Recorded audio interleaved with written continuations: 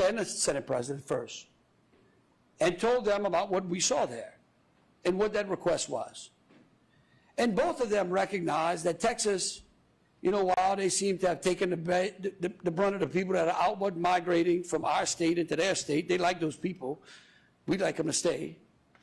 They recognize that Texas has always been a great neighbor to us. And that if they're calling, that we should heed that particular call. And so we put into, through talking to the legislative leadership and to the legislators, and we called and talked to Jack and to Glenn about what we needed to support our troops in sending them down to the border. They all agreed that we should do that. And so what we're doing here today is exactly that.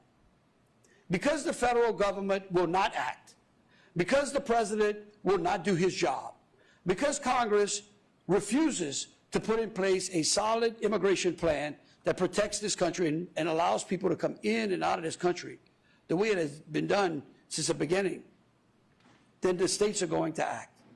And so today we stand in uniform agreement in heeding Texas's call and Governor Abbott's call to send National Guardsmen down to the border. And I want to say something about that as well, and the general's going to repeat this if you have any questions for him. This actually serves a purpose in helping Louisiana too, because it shows and trains our National Guardsmen, of which I was one, for readiness and active duty and service, the things that they all signed up for. So this money that some people are claiming is wasted is not wasted. It helps to prepare our troops, it helps to train our troops, and it also helps our neighbors in Texas. And then there are some out there that are going to complain about a $3 million cost. Well, I would like them to look in the eye of the Kenner Chief of Police, Chief Conley, and ask him what the cost to that city is on a crime that's affecting his city, and a big chunk of it is by gangs of undocumented people. Or why don't you look into the eyes of the mother or the father or the uncle or the grandfather who has lost someone to fentanyl that we can directly trace to a border that is wide open, that is letting the cartel do as they please into this country. And so really, I tell you, this is one of the most proudest days I can even ever have imagined, to see all these great men and women here who are dedicated to public safety and to the security not only of the state of Louisiana, but of the nation as well. And so with that, I want to thank them personally, and I hope the citizens of the state thank them as well. And then I'd like to open this up to any questions that y'all may have. Yes, ma'am. What sort of duties will National Guard troops be authorized to undertake at the border? I'm going to let the general answer that. So the duties that we'll be expected to handle are those that we've been trained for and that the soldiers have participated in different exercises, as well as when they deploy for state emergencies here or elsewhere. So we'll be in support of the Texas National Guard in what they're doing at the border. Are troops permitted to detain migrants? So our troops will not be doing any detention. If they encounter illegal border crossers, they will refer those to local law enforcement who have the responsibility to make those arrests or do whatever it is under Texas law. Yes, sir. Did Governor Abbott ask for any specific type of personnel, such as communications specialists or engineering specialists? No, he didn't ask me for anything specific. We left it up. Look, one of those, General Freeloop, our new adjutant general, actually traveled to the border with me. I think y'all saw him in some of those pictures. And so I just put him in touch, and because his counterpart in Texas was there as well, and we just left that up to the generals. Yes, ma'am. Good morning. So you mentioned that this will help to train the troops. They'll be operating under the authority of the Texas National Guard, and then if there are any issues, who assumes liability? So for the first part, anytime that we plan this type of operation, that we mobilize soldiers, that they conduct training in order to to make movement to Texas, those types of training events, build readiness and capability in our National Guard in order to respond to state emergencies like they always have been. So it's a very good training event for us that we benefit greatly from. The second part to that is that they will be operating in Texas under the authorities of the Texas National Guard and doing missions as assigned through the Texas National Guard. So Texas would assume responsibility for any liability? They will be doing their missions with the Texas Guard, and anything that extends to the Texas National Guard would also extend to our soldiers as well. Yes, ma'am. When specifically will the troops deploy and how long will they be there? Well, again, look, here's what I will tell you. These plans are being laid out by those like General Greer and General Freeloop and the Texas National Guard military leaders. I know that my belief is that this deployment would probably not start to sometime maybe in March. But again, I view this as a military operation, and so I'm not going to tell you exactly what the military plans are. But that's when I think the deployment would start at that particular time, unless Texas believes we need them any time sooner. Julie.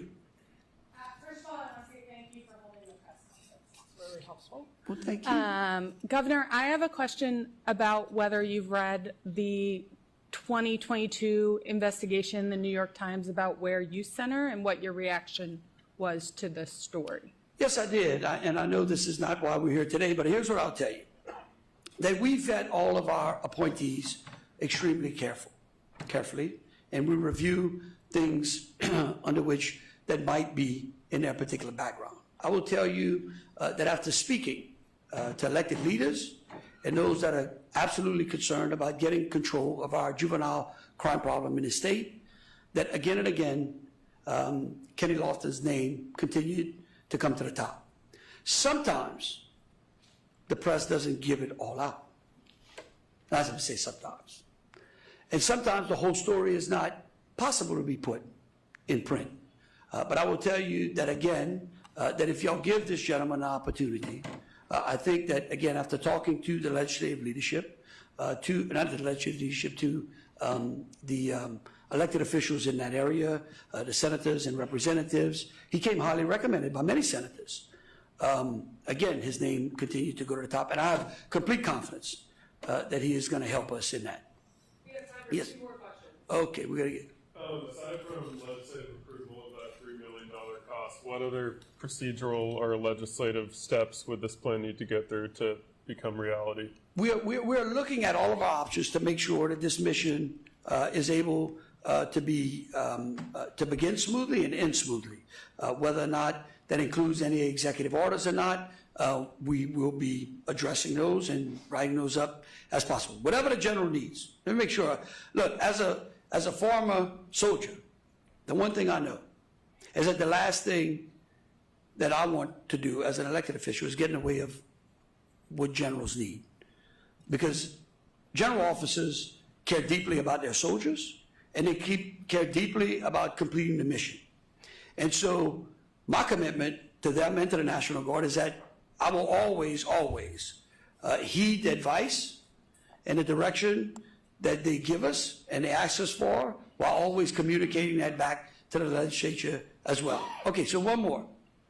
I can't see the light. Who's that? Shannon. This is Shannon. Sir, how many guardsmen are you sending? And if any border security legislation in Congress is passed anytime soon, would that influence you to bring them back sooner?